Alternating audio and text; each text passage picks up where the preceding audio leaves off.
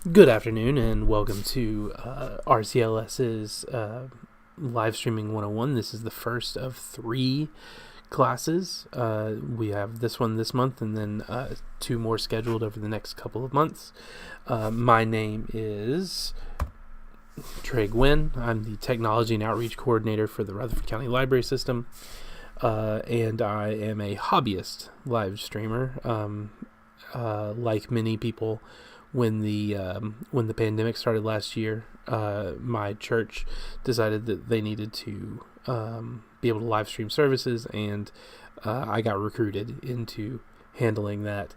And so I'm going to share what I learned with you all, and we can at least get you set up with a beginner's live stream, and then maybe you can go to someone else for an expert live stream. But this, over the next 3 weeks, we'll get you, or 3 months, we'll get you started.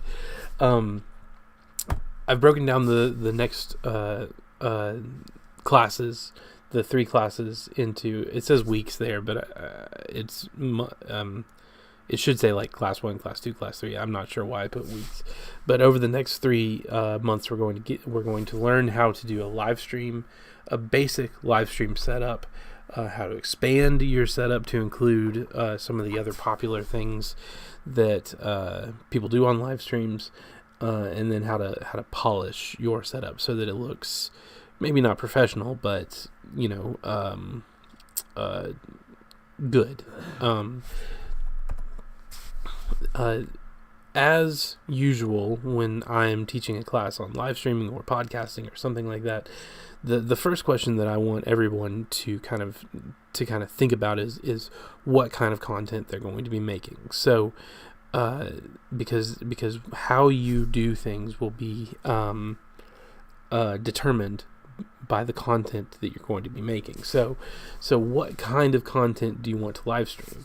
Are your live streaming goals to live stream a tutorial of how to do something physical, like knitting or art or something like that? Or are you wanting to do a live stream of yourself playing video games? You're going to need different equipment depending on which of those that you want to do. Are you just wanting to talk to the camera, or talk to the microphone, and do that via live stream? Again, different levels of equipment depending on what it is you want to do. So always the first thing you need to do is assess the streaming content that you want to make. Then everything else that we'll talk about today will give you the pieces you need to create your stream. I've broken down the necessary live streaming needs into 3 groups: equipment, software, and then live streaming platform. Again, depending on your goals, you might not need every item that we discuss, but each of these will be integral depending on what those goals are, and we'll kind of talk about which ones are necessary for what kind of streaming, and if, as long as you know what your goals are, you can check some of these things off your list immediately because you might not need them. Any list of basic live streaming setup has to begin with equipment, with physical equipment and hardware. You're going to need some combination of the items that you're seeing there on the screen. Obviously, a computer and an internet connection are required. Probably goes without saying, but I wanted to go ahead and say that. And I do want to be clear, there is another type of live streaming that we're not even really talking about, and that's just like live streaming directly from your phone.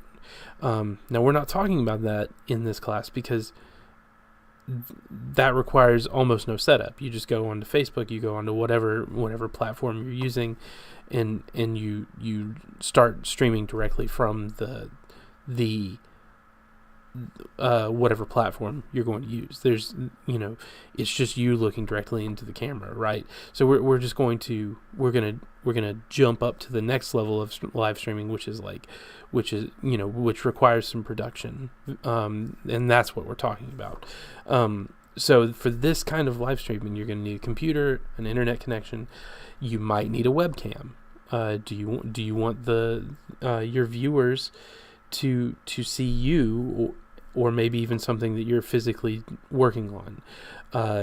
You might need a microphone. If you're streaming from a laptop, it might have a built-in microphone, but that doesn't mean that a USB microphone might improve the quality of your live stream.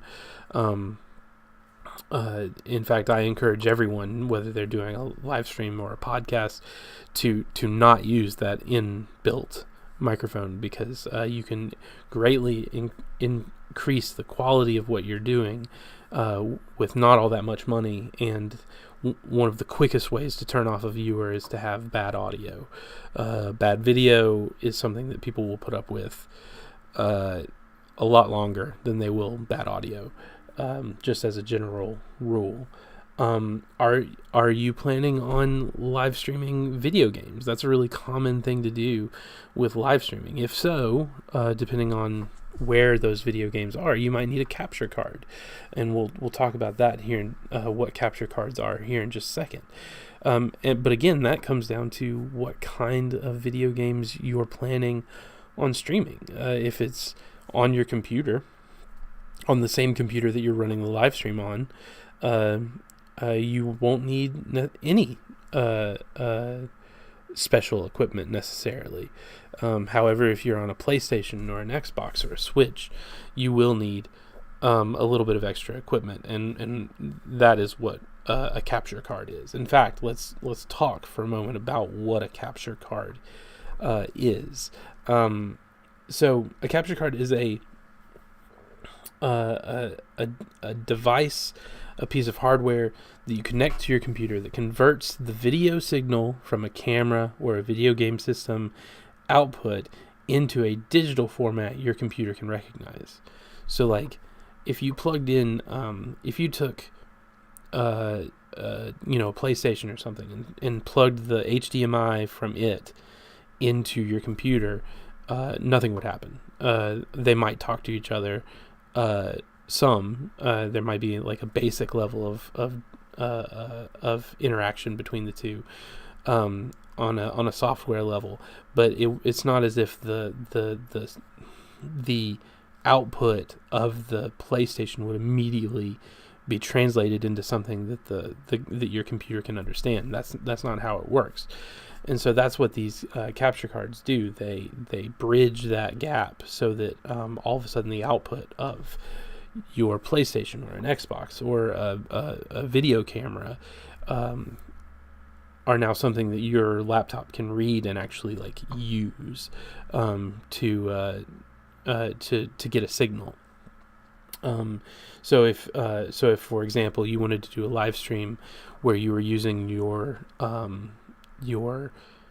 digital camera, you have a really nice DSLR and you think, okay, well that will look way better than my webcam, you could totally do that. It would just likely require a capture card, so that you could plug it directly into your computer, get a live video of it, and have it be something that you could actually use to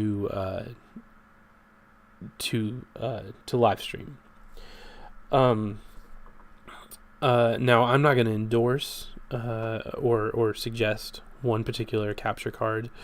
There are several different ones at different price points, from shockingly cheap to very expensive. For my setup, I use two just no-name brands that I got off of Amazon for really cheap, just because I thought they were going to be temporary, and then ended up being more long-term than I expected. They're not perfect, but they work fine. I suggest that whatever you do, you look at reviews of whatever it is, whichever card you're considering before you purchase.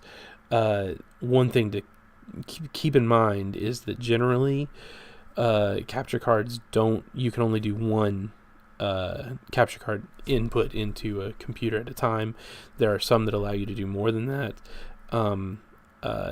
but generally they are only supposed to work one at a time. So it's just something to keep in mind if say you have multiple consoles that you want to stream from, or multiple cameras that you want to include in your live stream. Say for example, you're live streaming a church service. You can't necessarily buy two of these capture cards and then plug in two cameras into your computer and be able to stream from both. You might be able to if they're janky enough, but that would be more of a bug than a feature. I don't know why that is, but generally the nicer they are, they won't work that way. And in fact, they sell some companies sell capture cards that allow for multiple inputs. So that's just something to keep in mind, depending on what kind of streaming you're wanting to do. Now, on the software side of things, you're going to need some sort of broadcasting software, and then a web browser. So you'll use the broadcasting software to create your live stream and populate your live stream with things that you want, like audio and video and that kind of thing. And we'll explore that more here in a little while. And then a web browser, which will let you interact with your chosen live streaming platform. And we're gonna break some of those down here in a minute, but the web browser will let you interact with YouTube and set it up so that you're saying, okay, well, YouTube, I'm sending you a signal. Now please live stream it, and we'll talk more about that in a few minutes. The next thing that we'll talk about though is broadcasting softwares. Now there are lots and lots of broadcasting softwares out there. Again, a lot of different ones at different price points. But thankfully there are companies out there making very good free versions of broadcasting software, and then some that are very good and not all that expensive. So three of the big ones that a lot of live streamers use just because they're easily accessible are Open Broadcasting Software, or OBS, vMix, and XSplit. My preferred one is OBS. In fact, I'm live streaming using OBS right now, and in a few minutes we're going to take a look at OBS and how it works and really dig into that kind of thing. But it comes down to personal preference.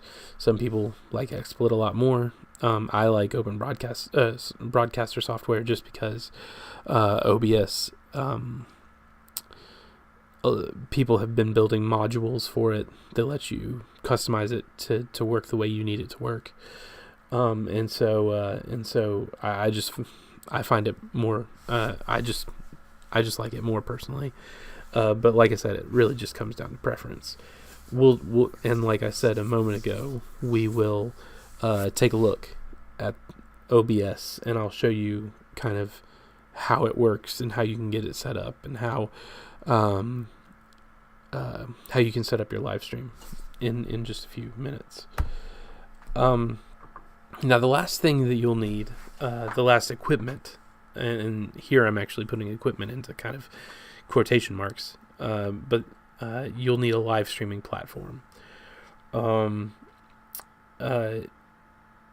You'll need to choose a live streaming platform, and you'll need an account on one of those live streaming platforms. Currently, The three biggest are Twitch, YouTube, and Facebook. There are others. There are plenty of others. There's lots of others. And each platform offers its own experience and audiences and demographics. And there's some shared, there's some overlap in demographics between them, but each offers a kind of a different experience. Facebook and YouTube tend to have similar audiences. It's not a perfect circle if you were doing a Venn diagram, but it's close. Facebook gives you more control over which subset of your friends, followers, and the public can see what you're live streaming. YouTube has some privacy tools. They tend to be more of kind of like an on and off spigot. They have three settings. You have public, private, and unlisted. Public obviously is for everybody. Private is only people that have a link to what you're posting can see it. And unlisted makes it so that you can send out a link to it, but it won't even show up on YouTube searches. Like your channel won't even show up on YouTube searches. Now Twitch began as a platform for live streaming video games generally, but has expanded beyond that, and there's people doing all kinds of stuff like in real life streams where they're just streaming what they're doing, sitting at cafes or something. But then demographically, the youngest audience is going to be found on Twitch. If you're the kind of person that cares about what mega corporations you're supporting, amongst these three, you can't get away from mega corporations. Your mileage may vary, but I just want to be clear that, Facebook is Facebook, obviously. YouTube is Google, and then Twitch is Amazon. Amazon owns Twitch and has for several years now. But it's just something to keep in mind. As you know, because you clicked on the link, I am using YouTube right now. And I can even show you what the back end of YouTube looks like here. This is going to get trippy because you're going to see what it looks like, and then it's going to show the little preview up in the top left corner, and there's going to be a little bit of a delay, which is going to mess with my brain. I'm going to have to focus on something, but this is the back end of YouTube, the YouTube live streaming.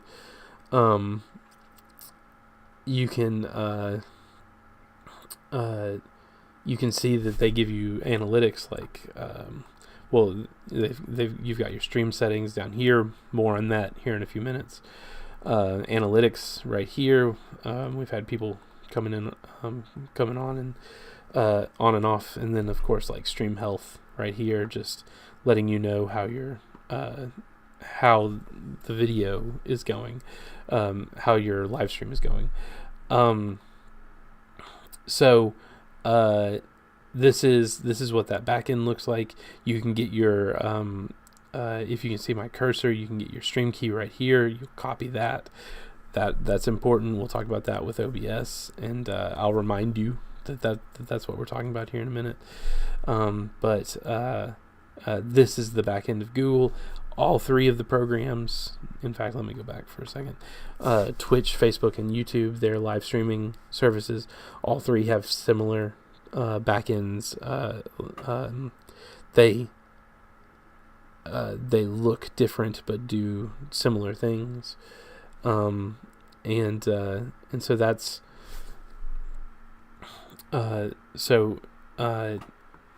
unlike the choice of broadcasting software, your choice of streaming platform really does come down to what kind of demographic you want to find. Are you looking for a younger demographic? Are you looking for an older demographic? If you're looking for the younger demographic, you might stick to Twitch. If you're looking for an older demographic, Facebook. And then if you want to kind of just do a catch-all of a lot of different people, you might do YouTube. So these are just things to think about. Let's talk about open broadcasting software. Like I said, it is my chosen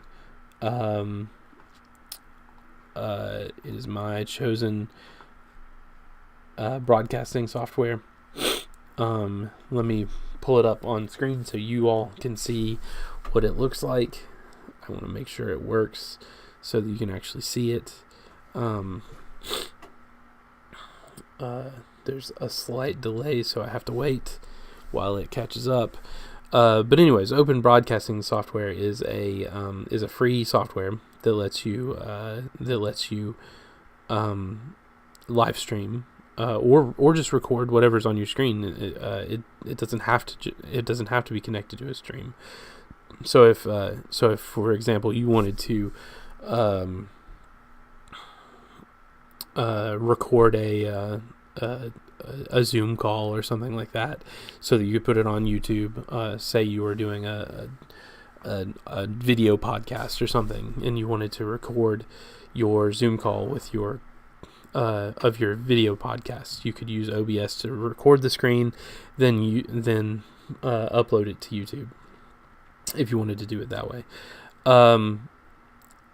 I have it set up in studio mode, which lets me see what the what is the current thing on my screen, and then what I have the queued up to in this preview box over here. Some people prefer to go with the standard view, which just gives you what the current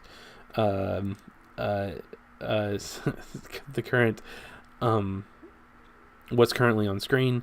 That's given us this trippy infinity shot that's going on right now. I'm gonna put it back on studio mode so that I don't go crazy. What OBS allows you to do is it allows you to build scenes that you can put over here. In fact, give me 1 second. I will give you a closer look at what I'm talking about. Transition. There we go. So over here you have these scenes that you build, where it's like this one. I made all 4 of these specifically for this class. So this one, if I want to show y'all OBS, I click on that scene. If I want to show you YouTube Studio like I did earlier, I click on that scene.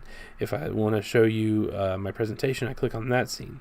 Once you've set up your scenes, it'll make a little empty space. In fact, I will just do here. I'm going to do a new scene. Okay. And you see I've created a new scene right here. And now this space is empty. It literally has nothing in it. If I transition to that right now, you wouldn't see anything, you wouldn't hear anything, it would just be a blank screen. So, if I wanted to use the new scene, I would need to add stuff into it. So I have options to add. If I right click and go to add, you'll see that these are all the different things that I can add to my scene. I could add an image. I could add a display capture, which is what I'm using right now to show you this. I could add just a block of color. That's what that color source one is. But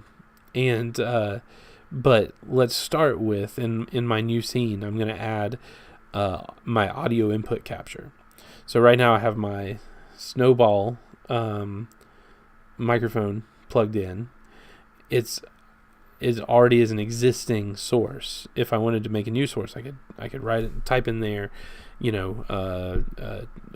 microphone 2, right? But I don't have a second microphone, so I'm just going to stick with my snowball.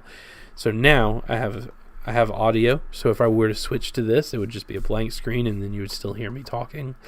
Now, what if I wanted to add?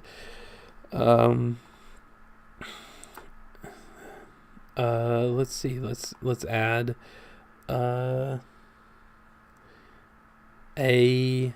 image. Okay, so I'm gonna right click, go to add, and go to image. I don't have any preset, so let's just do. I'm gonna type in Trey because I'm narcissistic, I guess.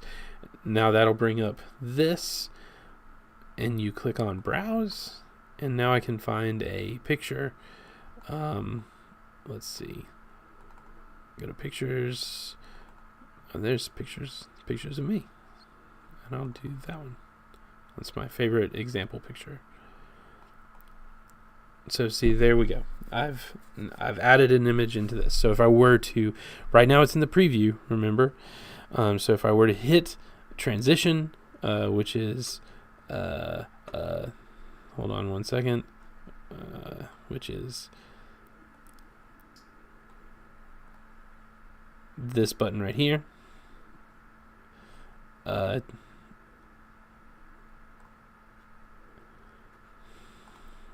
It would let me. It would take you to a. It would take you to a screen that literally just showed this picture of me, and you could hear my voice. But see, you can add all kinds of different stuff to your scenes. So, for example, one of the things I could add is something that I haven't really messed with in this class because I didn't really want you seeing me, but because I'm shy. But now that I've showed you this awful picture of me, I can put in my webcam and see. There we go. So now I've got a live webcam going on in there, and so now if I hit the transition button, it would show you that picture of me, the webcam of me, and you would get my audio because we've added all of these sources to our scene, right? So what you can do is when you know the kind of thing that you're going to make, the kind of content that you're going to make, you can set up these scenes so that it has the kind of sources that you need to make your to make your content, right? So you're likely going to need an audio source. You're likely going to need some sort of visual cue, because otherwise why aren't you just doing like a podcast or something, right? Do you want your face in there? Well, then you'll need a webcam or a camera. These are the things that I was talking about earlier about how you kind of need to know what kind of content you're making. You can set all of this up ahead of time, like I did with my sources here, right? And I made these, like I said, I made these specifically for this class. So you can set up all of this before ahead of time, so that when you're in your live stream, you can make it look nice and smooth by just switching between your scenes. Now, once you have your scenes set up, then you can set up your live stream. So you can go to Twitch, or I'm going to take myself off. I'm going to turn my webcam off because I don't like looking at myself. You can go to Twitch or YouTube or Facebook and get the stream key, which is what you need to connect OBS or whatever broadcasting system you're using, and your live stream. So let me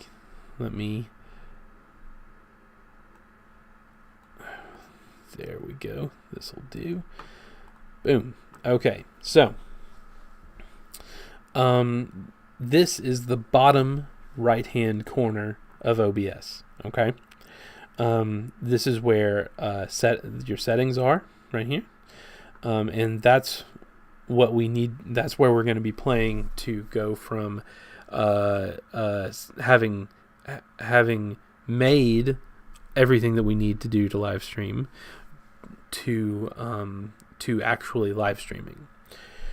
So if I click on settings, it'll bring up a big old dialog box. And in fact, let me shrink this back down so that you can see the whole screen, because you're going to need to see it. All right, boom. All right, so if I click settings down here in this bottom corner, it's going to bring up this dialog box. And obviously there's a ton of different stuff here, stuff that maybe we'll talk about next week or not next week. I keep saying that. I'm sorry. Either next month or the month after, as the kind of stuff that you can use to expand how you're live streaming and then polish how you're live streaming. This is all stuff. There's all kinds of useful tips and tricks that we'll talk about over those 2 weeks. But right now we're just doing the most basic stuff, and that is getting your signal to the platform that you're using. And so I'm using YouTube, so we're going to stick with YouTube. Again, it's a similar process with Twitch and Facebook and other live streaming services like Vizio and other stuff like that.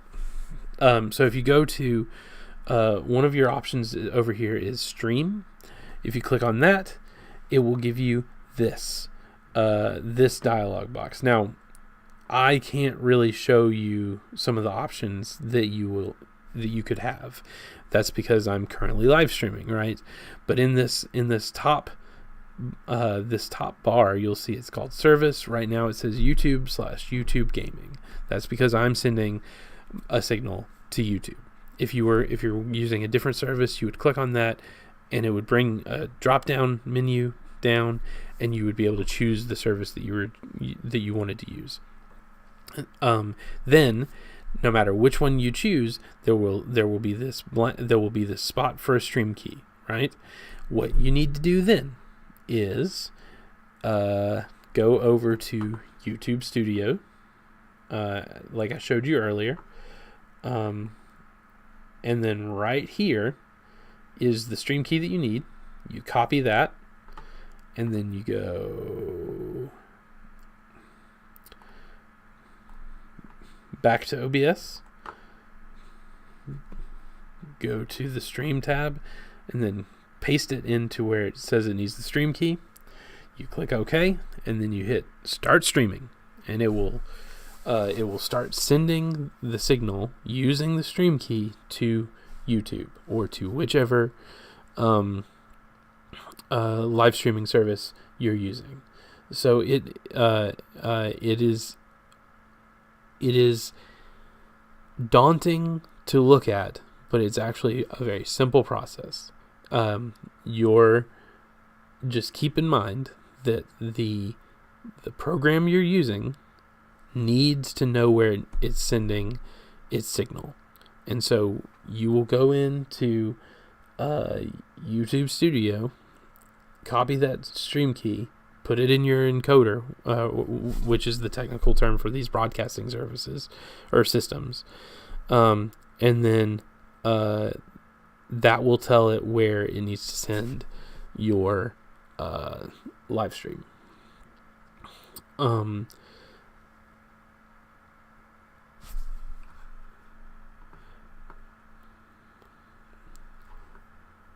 Now,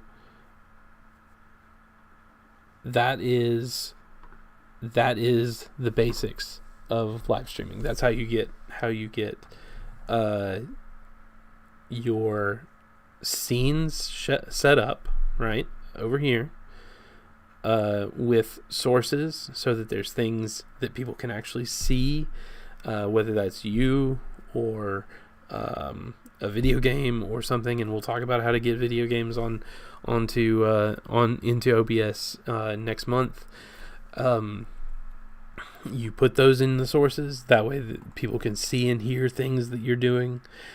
Then you get the stream key from whatever service you're using, and hit start streaming, and that's it's deceptively simple when I say it that way, I know, but this video will help you get started, and next month we will talk about how to add more to your stream, and then in 2 months we'll talk about how to polish it.